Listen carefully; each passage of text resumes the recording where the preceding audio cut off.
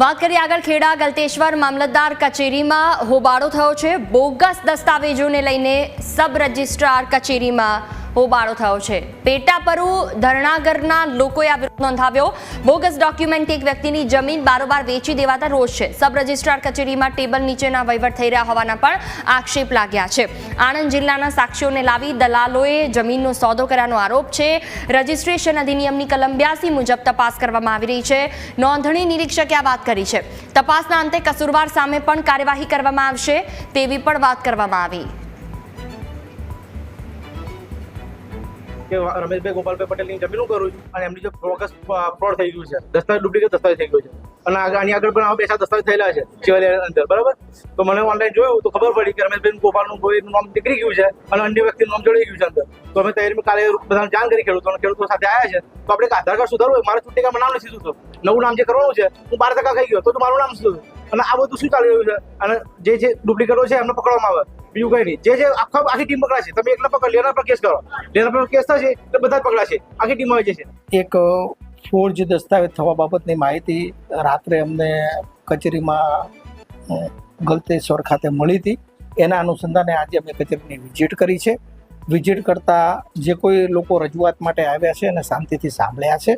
આ બાબતે સરકાર લેવલે જો કોઈ પણ ખોટું હશે તો કલમ 82 નીચે રજિસ્ટ્રેશન અધિનિયમ 1908ની કલમ 82 નીચે ફરિયાદ દાખલ કરવા માટે અમે વડી કચેરીને મોકલી આપશું।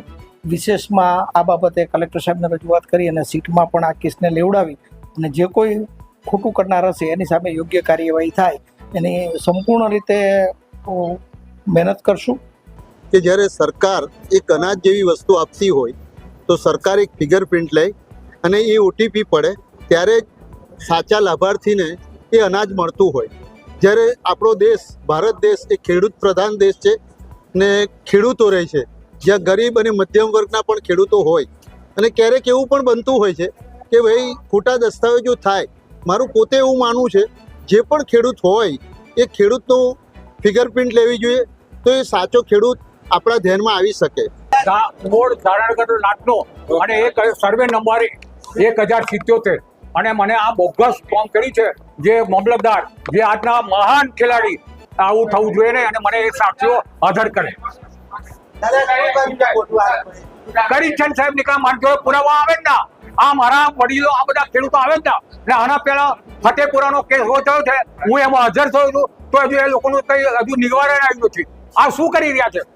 ખેડા જિલ્લાના ગળતેશ્વર મામલતદાર કચેરીમાં આજે હોબાળો થયો છે। વાત કંઈક એવી છે કે એક જમીન રજિસ્ટ્રાર કચેરીમાં બારોબાર વેચાણ થઈ ગઈ છે બોગસ દસ્તાવેજોના આધારે। તેઓ સ્થાનિકોનો આક્ષેપ છે અને આપ જોઈ શકો છો અત્યારે જે સ્થાનિકો છે તે અત્યારે આ રજિસ્ટ્રાર કચેરીમાં ભેગા થયા છે। જોઈ શકાય છે આ ટોળા અને પોલીસ પણ અત્યારે સ્થળ પર આવી ગઈ છે। કારણ માત્ર એટલું છે કે રજિસ્ટ્રાર કચેરીમાં અન્ય વ્યક્તિની જમીન બારોબાર વેચી મારી હોવાનો આ ગ્રામજનોનો આક્ષેપ છે। જોઈ શકાય છે આ ટોળું કે જે ન્યાય માંગવા માટે અહીંયા સબ રજિસ્ટ્રાર કચેરીમાં આવ્યું છે।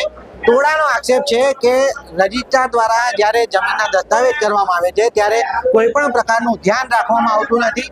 આણંદથી જે જમીન દલાલો છે તે અહીંયા આવી આણંદના જે સાક્ષીઓ છે તેમને રજૂ કરે છે અને તે સાક્ષીઓના આધારે અહીંની ખેડા જિલ્લાની જમીનોનું વેચાણ થઈ જાય છે।